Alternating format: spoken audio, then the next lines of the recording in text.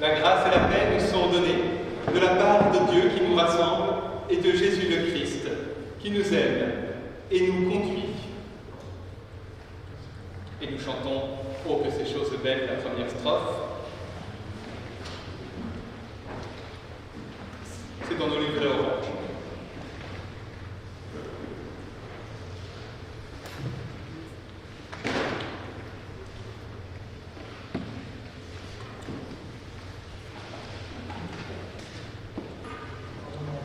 Psaume 92, première strophe.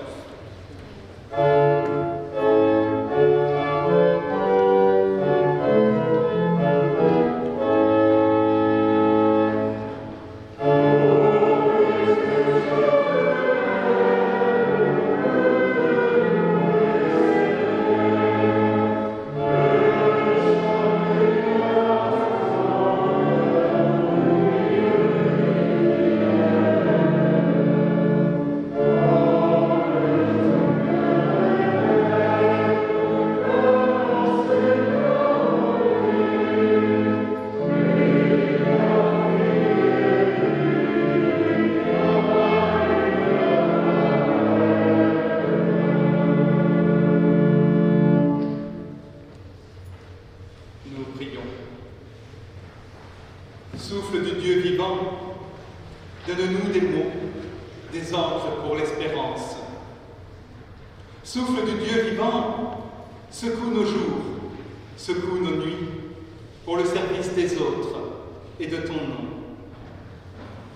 Souffle du Dieu vivant, donne-nous des questions, des exigences qui nous tournent vers la vie. Amen. Et avec le psaume 96, nous entrons dans la louange. On le chantera, on le dit, enfin je le dis. Chantez en l'honneur du Seigneur un chant nouveau. Gens du monde entier, chantez pour le Seigneur. Chantez en l'honneur du Seigneur, remerciez-le d'être votre Dieu.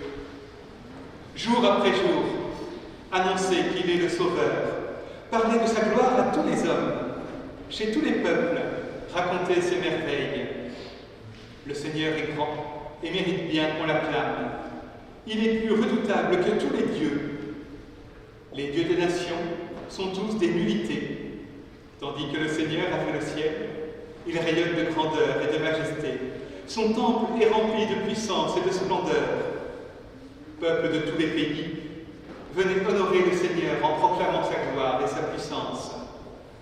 Couchez-vous jusqu'à terre devant le Seigneur, quand il manifeste qu'il est Dieu. Tremblez devant lui, gens du monde entier. Dites à tous les hommes, le Seigneur est roi. La terre est donc ferme, elle tiendra bon. Il juge les peuples avec justice. Que le ciel se réjouisse, que la terre s'émerveille, que la mer mugisse avec ce qu'elle contient, que la campagne soit en fête avec tout ce qui la peuple, que tous les arbres des forêts poussent des cris de joie devant le Seigneur, car il vient. Il vient pour rendre la justice sur la terre. Il sera un juste juge pour le monde, un arbitre sûr pour les peuples. Et nous continuons notre louange avec le cantique 41-35. Nous t'adorons, nous t'aimons.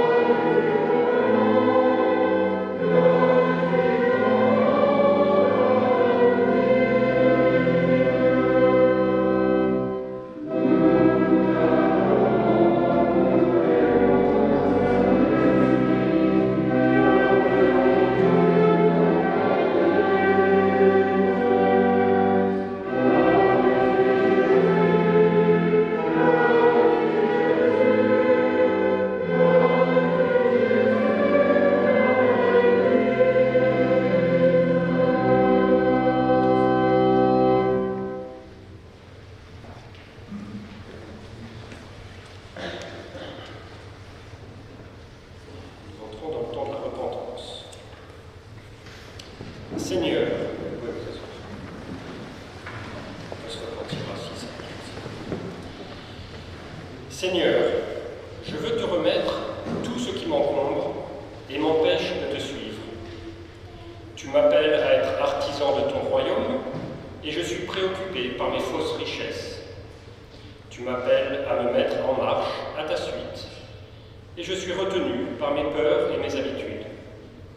Tu m'appelles à oser la vie dans l'Évangile et je m'enferme dans mes ténèbres et dans mes morts. Tu m'appelles à labourer le champ du monde et j'ai la nostalgie d'un passé où tout était mieux. Seigneur, pardonne-moi et donne-moi ta liberté, ton courage et ta joie pour que j'apprenne encore et toujours à devenir ton disciple qui marche à ta suite. Amen. Et nous prenons le cantique 4606 dans le livre orange des Strauss-Maï.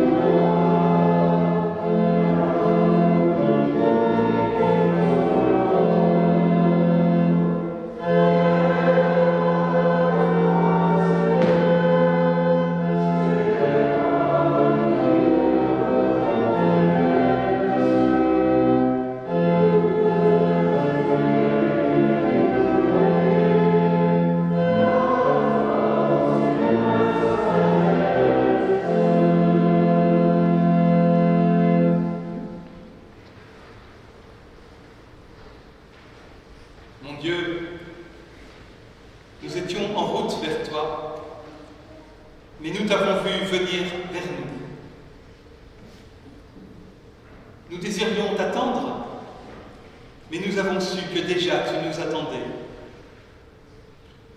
Nous désirions te chercher, mais nous avons vu que tu étais déjà à notre recherche. Nous voulions te dire, voilà, nous t'avons trouvé, mais nous avons senti que toi, le premier, tu nous avais trouvé. Tu avais trouvé chacune d'entre nous. Nous prétendions te choisir, mais toi, tu nous avais déjà choisis. Nous voulions te demander pardon, mais nous avons su que déjà, tu nous avais pardonné. Tous, nous voulions t'appeler Père, et chacune, nous t'entendons déjà nous dire « mon enfant ». Relevé par cette parole du pardon, nous pouvons entendre comment Dieu veut être servi.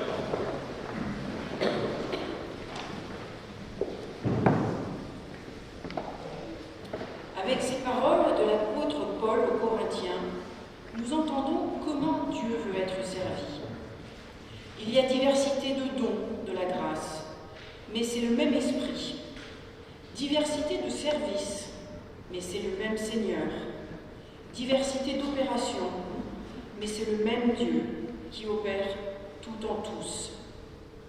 Or, à chacun, la manifestation de l'esprit est donnée pour l'utilité commune. En effet, à l'un est donné par l'esprit une parole de sagesse, à un autre, une parole de connaissance, selon le même esprit, à un autre, de la foi, par le même esprit, à un autre des dons de guérison par l'unique esprit, à un autre la capacité d'opérer des miracles, à un autre celle de parler en prophète, à un autre le discernement des esprits, à un autre diverses langues, à un autre l'interprétation des langues. Mais c'est un seul et même esprit qui opère toutes ces choses, distribuant à chacun en particulier comme il le décide. Nous avons lu 1 Corinthiens, chapitre 12, de 4 à 11, verset 4 à 11. Et nous chantons le cantique 4209. Merci pour ce matin. Dans le livret dans le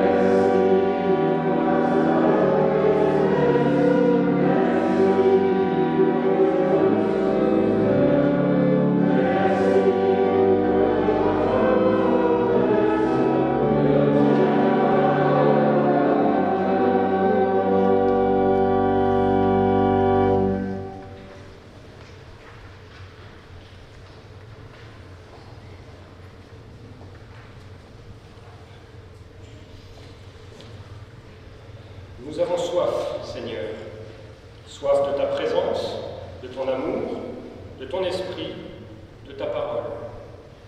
Nous avons soif, Seigneur. Nous venons à toi, les mains vides. Nous venons les mains tendues. Nous venons dans la confiance. Tu nous offres l'eau vive.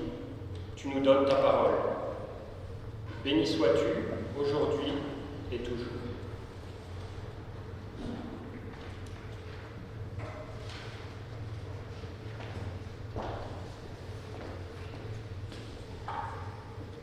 Et nous lisons dans Ésaïe, chapitre 62, versets 1 à 5. À cause de Sion, je ne me tairai pas, à cause de Jérusalem, je ne me tiendrai pas tranquille jusqu'à ce que sa justice s'impose comme une clarté et son statut comme un flambeau qui s'allume. Alors les nations verront ta justice et tous les rois ta gloire, et on t'appellera d'un nom nouveau que la bouche du Seigneur désignera. Tu seras une couronne de splendeur dans la main du Seigneur, un turban royal dans la paume de ton Dieu. On ne te dira plus délaissé, on ne dira plus ta terre dévastation, mais on t'appellera mon plaisir est en elle, et on appellera ta terre l'épousée, car le Seigneur prend plaisir en toi, et ta terre sera épousée. Comme un jeune homme épouse une jeune fille, ainsi tes fils t'épouseront. Et comme la mariée fait la gaieté du marié, ainsi tu feras la gaieté de ton Dieu. Et nous chantons dans le cantique 21-16, avec toi Seigneur, tous ensemble. Amen.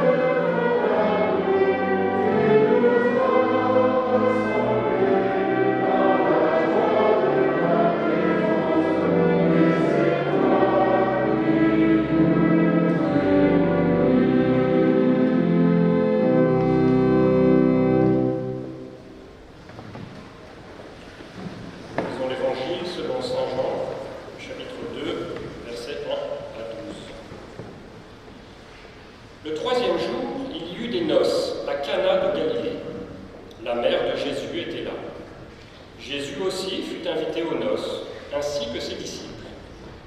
Comme le vin venait à manquer, la mère de Jésus lui dit « Ils n'ont pas de vin. » Jésus lui répond « Femme, qu'avons-nous de commun en cette affaire? Mon heure n'est pas encore venue. » Sa mère dit au serviteur « Faites tout ce qu'il vous dira. » Il y avait là 6 jarres de pierre destinées aux purifications des Juifs et contenant chacune 2 ou 3 mesures. Jésus leur dit « Remplissez d'eau ces jarres. » Ils les remplirent à ras-bord. « Puisez maintenant, leur dit-il, et portez-en à l'organisateur du repas. » Ils lui emportèrent. Quand l'organisateur du repas eut goûté l'eau changée en vin, il ne savait pas d'où venait ce vin, tandis que les serviteurs qui avaient puisé l'eau le savaient. Il appelle le marié et lui dit « Tout homme sert d'abord le bon vin, puis, quand les gens sont ivres, le moins bon. Toi, tu as gardé le bon vin jusqu'à présent. » Tel fut le commencement des signes de Jésus, ce qu'il fit à Cana de Galilée.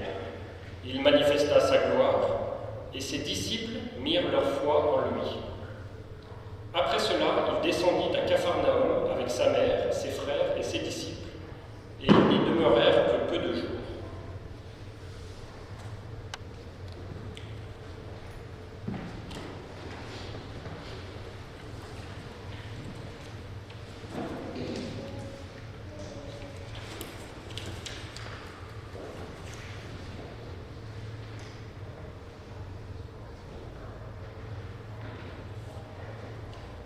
Tel fut donc le commencement des signes de Jésus, ce qu'il fit à Cana, en Galilée. Eh bien, ça commence plutôt mal. Et je ne parle pas de ce qu'il peut y avoir de problématique à apporter 600 litres supplémentaires à une bande de soifards qui avait déjà épuisé les réserves. Je parle de ce que Jésus a fait à Cana de Galilée, c'est-à-dire absolument rien. Relisez le texte. Jean ne nous dit même pas que Jésus a changé l'eau en vin. Sa seule intervention a consisté à donner des consignes, et encore, s'est-il fait prier pour les donner. Bref, à Cana de Galilée, Jésus n'a rien fait, et il l'a fait à contre-cœur. Et toute provocation mise à part, cela devrait nous éclairer sur la place à donner au miracle, au signe. Parce que Jean nous raconte quand même que l'eau est devenue du vin, et qu'autour de cette eau devenue du vin, il y a beaucoup de monde. Pour commencer, il y a les convives de la noce, mariés inclus d'ailleurs. Savent-ils qu'ils sont au bénéfice d'un miracle? Ont-ils seulement eu conscience que le vin commençait à manquer? Peut-être certains, mais sans doute même pas tous. On peut penser que non, que personne ne s'est rendu compte de rien. En tout cas, le texte ne nous donne aucune précision.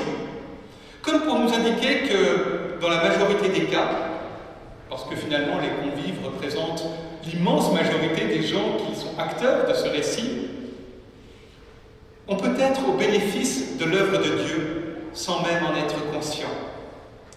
Ils ne voient pas que Jésus a changé l'eau en vin. Ils voient que leurs verres sont restés pleins. Parmi ces convives, une mention particulière quand même pour l'organisateur de la noce. L'eau changée en vin lui profite tout particulièrement. Tout d'abord comme organisateur. Il aurait sans doute été le premier blâmé si le vin était venu à manquer.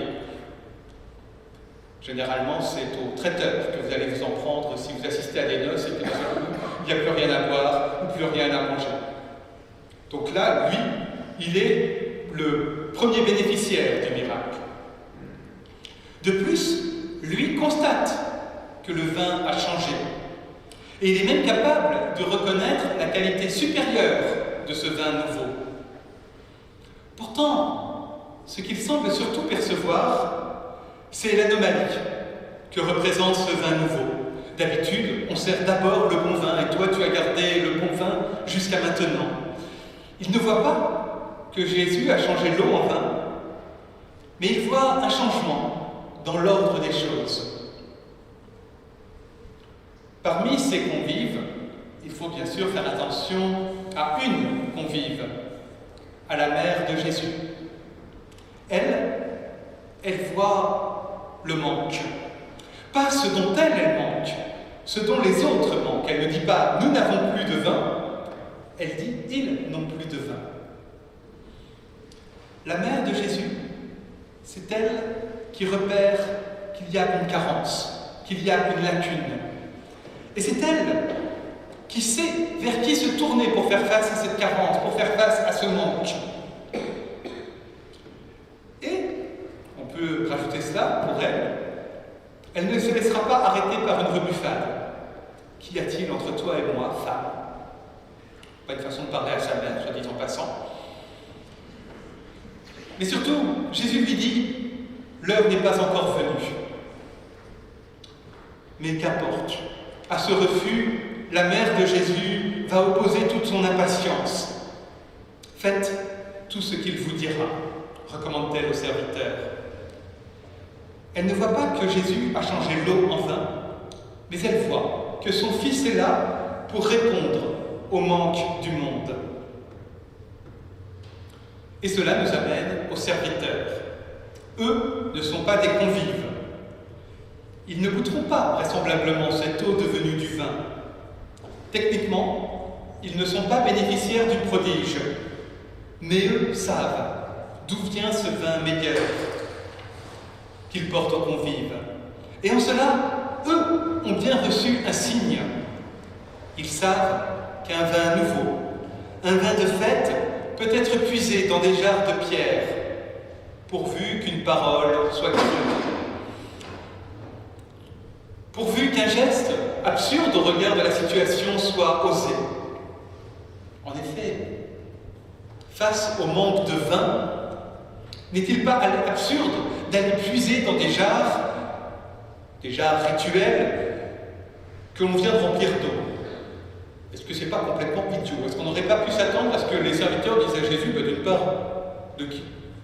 Voilà, qui es-tu pour nous dire de faire ça? On aurait d'ailleurs pu dire à Marie, mais pourquoi l'écouter lui?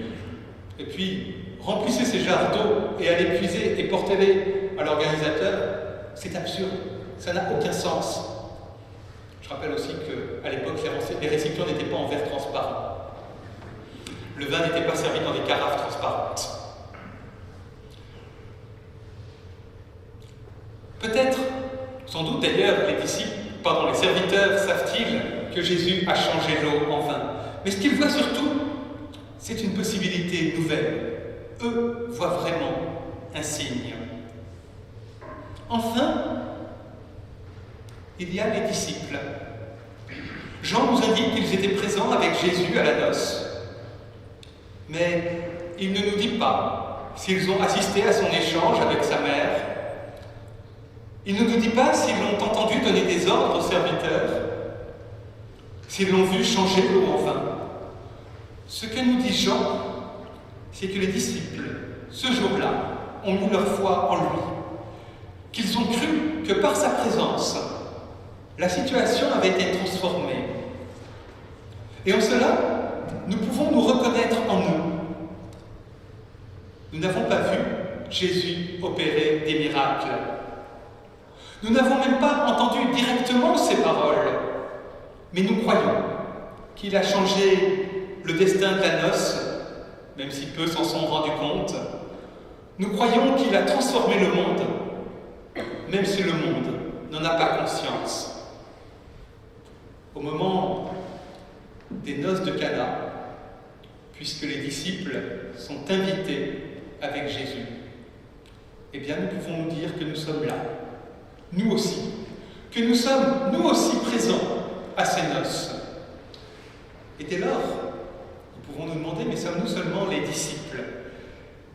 Est-ce que, quand l'eau est changée en vin,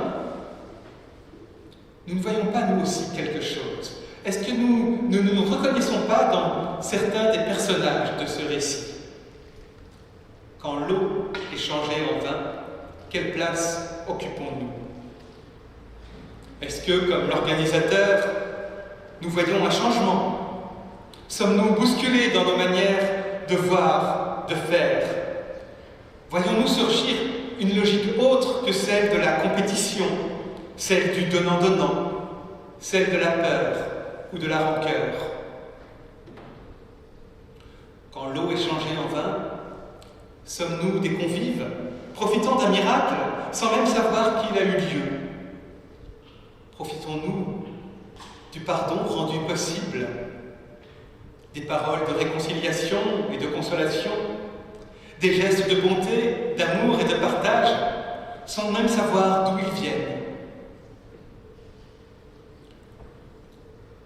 Puisque la mère de Jésus n'est pas nommée, comme cette femme, voyons-nous le manque du monde, manque de joie, manque d'espérance, manque de sens. Et nous tournons-nous vers le Seigneur avec impatience, refusant d'attendre sagement que son heure soit venue, refusant d'attendre sagement que son règne vienne pour dire « Non, maintenant, nous voulons que tu fasses quelque chose ». Est-ce que nous nous tournons vers nos frères et nos sœurs en disant « Les choses peuvent changer, faites tout ce qu'il vous dira ». Sommes-nous ces serviteurs qui, sans forcément comprendre tout ce que le Seigneur demande, sans forcément en être eux-mêmes les bénéficiaires, osent des gestes absurdes pour partager à tous une joie nouvelle? Difficile de répondre à cette question. Qui sommes-nous? Parce que chacun a sa, ou plutôt ses réponses, parce que sans doute nous oscillons entre une attitude puis une autre, parce que quand nous sommes les convives au bénéfice d'un miracle sans même savoir qu'il a eu lieu, nous ne nous rendons même pas compte que de l'eau a été changée en vin. Mais pourtant, je crois que c'est bien cette question qu'il nous faut nous poser, bien avant de savoir si c'est raisonnable de changer l'eau, 600 litres d'eau en 600 litres de vin, bien avant de savoir comment c'est possible, même avant de savoir ce que ça symbolise, ce que ça signifie. La question c'est, quand Dieu transforme la situation, quelle place occupons-nous? Amen.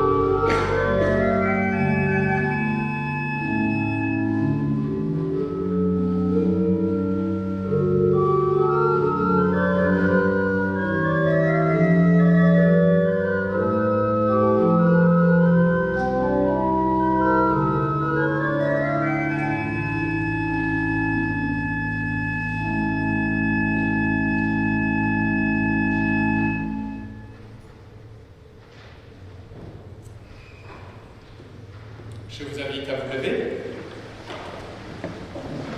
Et à la page 294 de nos recueils Alléluia, nous prenons le cantique 24-10 et nous chantons les strophes 2, 4, 6 et 7.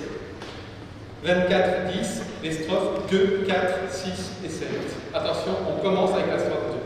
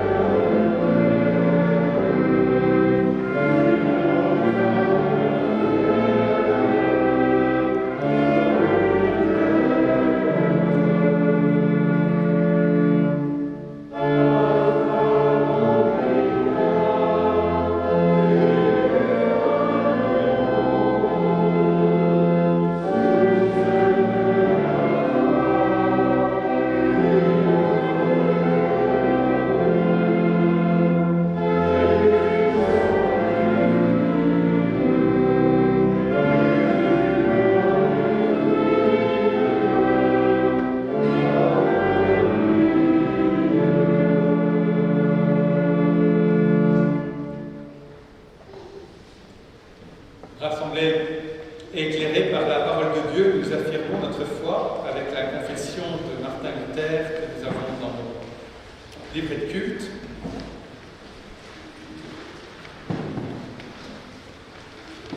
Comme dans les pages blanches.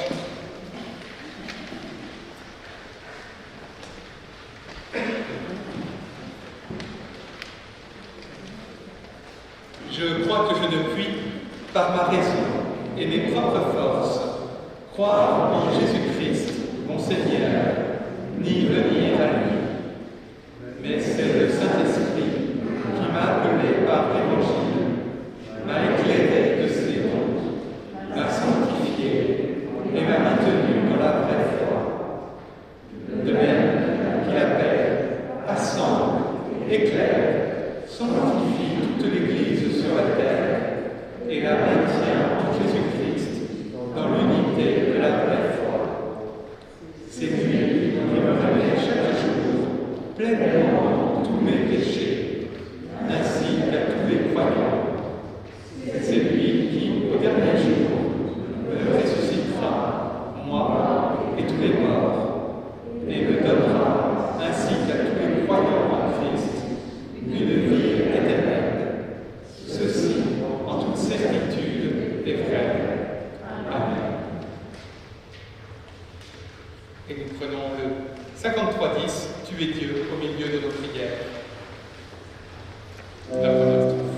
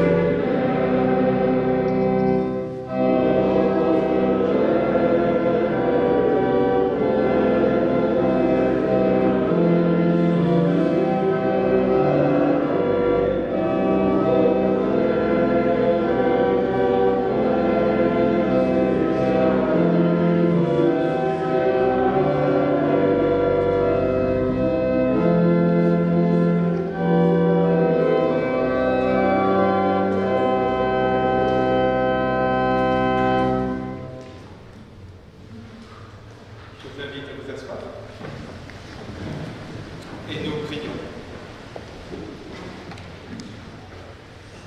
Éternel notre Dieu, nous te confessons comme Seigneur de nos vies. Nous affirmons que tout bien nous vient de toi. Accorde-nous ce matin la grâce de donner à notre tour. Inspire-nous des gestes d'offrande, de partage, de don. Don de nos biens, don également de notre travail et de nos compétences, don de notre sourire, de notre écoute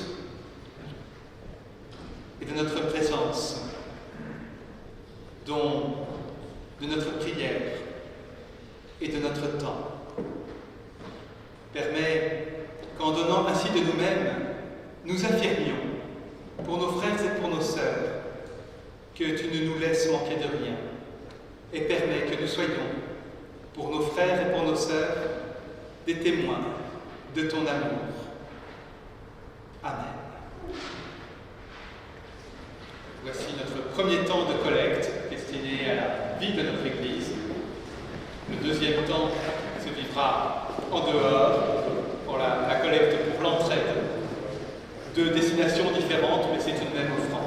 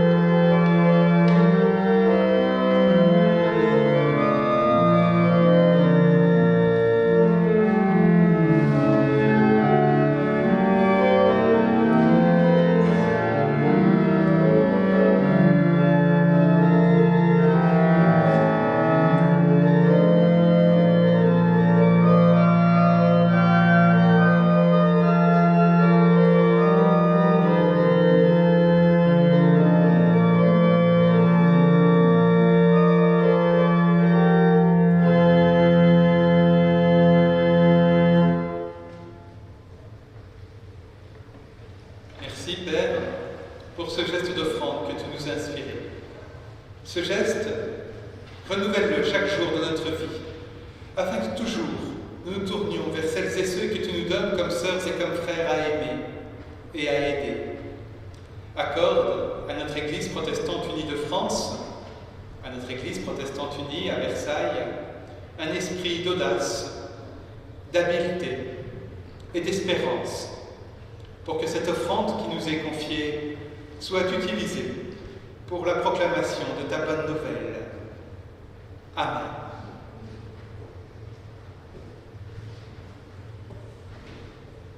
Voici maintenant les annonces. Donc,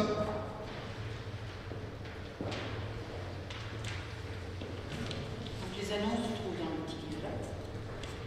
Donc, mardi 18 janvier, atelier biblique avec le thème des chemins de soins. Ah, c'est mieux. À 20h30, au centre 8. Et pour ceux qui sont loin, enfin, qui sont dans la possibilité de sortir, donc le jeudi, la semaine, ce sera le jeudi 27 en visioconférence. Ensuite, le vendredi 21 janvier, groupe Dragon la Frédéric à 20h15 au centre 8 avec buffet partagé. Et le sujet du débat sera l'incertitude. Du lundi 18 au 25 janvier, c'est la semaine de l'unité des chrétiens, donc semaine de prière pour l'unité des chrétiens, qui aura pour thème « Demeurer dans mon amour ». Mardi 25 janvier, célébration, semaine de l'unité à l'église Sainte-Bernadette à 20h30. Ceux qui veulent participer.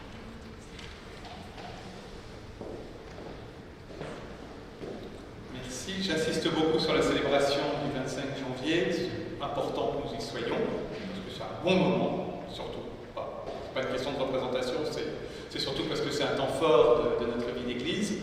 Et puis alors pour celles et ceux qui souhaiteraient participer, soit en présence, soit en visio, à l'atelier biblique, il y a toujours moyen de le rejoindre, de venir voir une fois ce qu'on y fait, etc.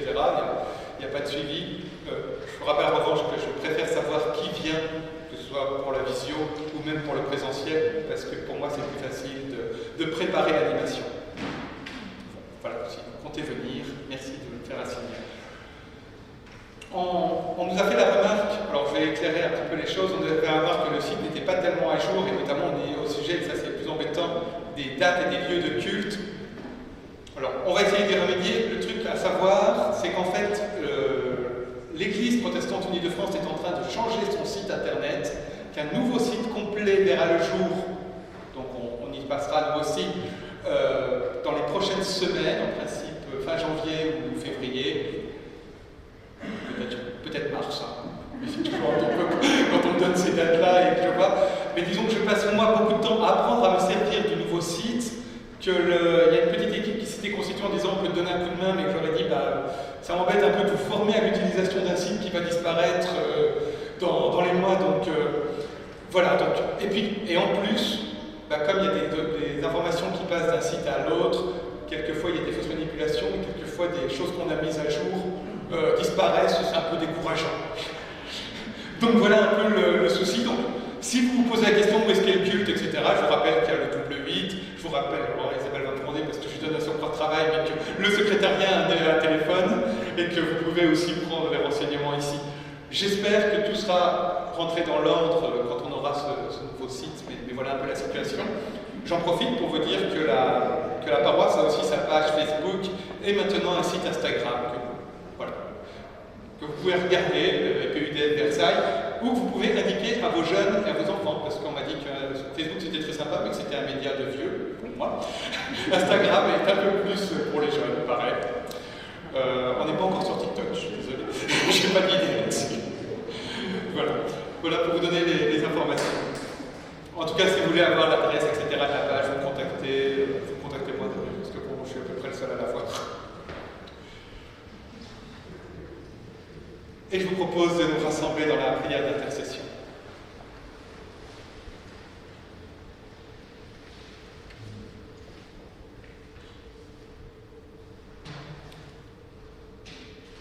Père, ta parole nous a redit ton amour pour ce monde, et c'est pour ce monde que nous te prions.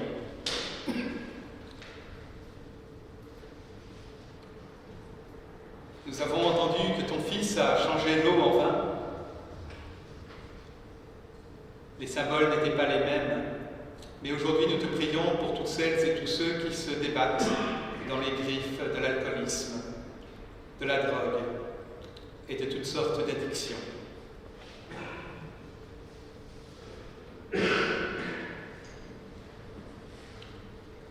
Nous te prions pour notre monde qui affronte toujours cette épidémie, qui s'interroge sur son devenir climatique ou financier.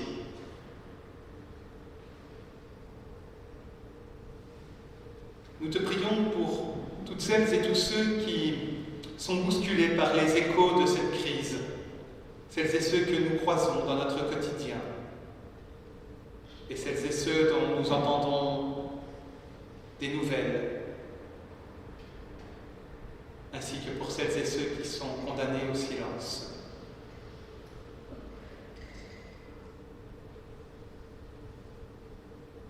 Dans notre paroisse, parmi nos familles et nos amis, des frères et des sœurs comptent sur le soutien de notre prière.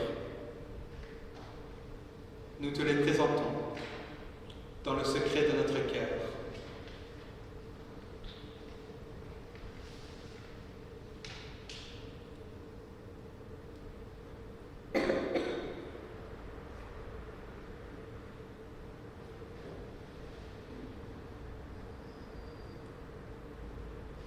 Viens ouvrir pour chacune, pour chacun, une année d'espérance et de joie, une année de transformation, une année d'inattendu.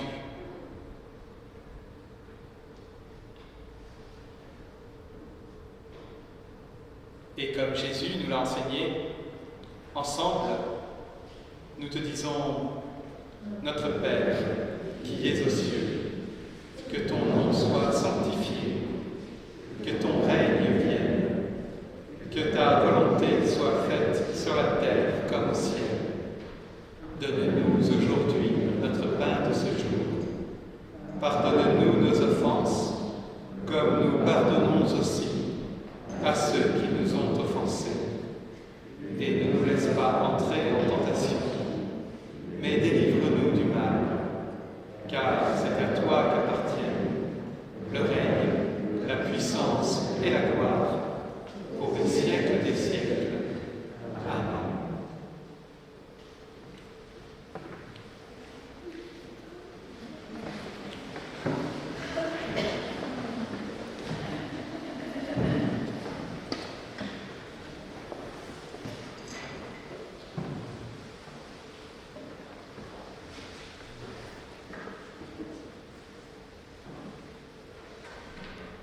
Frères et sœurs, le temps de la halte s'achève. Nous allons maintenant reprendre le cours de nos vies. Mais ce cours de notre vie, nous ne le reprenons pas seuls, nous le reprenons avec nos frères et nos sœurs. Nous le reprenons avec nos familles, nos amis, celles et ceux dont nous allons croiser le chemin. Nous le reprenons avec Dieu, qui nous accompagne et qui, de jarre de pierre, d'une eau rituelle, peut faire jaillir un vin nouveau, un vin meilleur, un vin de fête. Allez, dans sa bénédiction, la grâce de notre Seigneur Jésus le Christ, l'amour de Dieu notre Père et la communion de l'Esprit Saint sont avec nous tous, aujourd'hui et toujours. Amen. Et au psaume 134, nous chantons la 3e strophe, Bénissons Dieu, le seul Seigneur. Amen.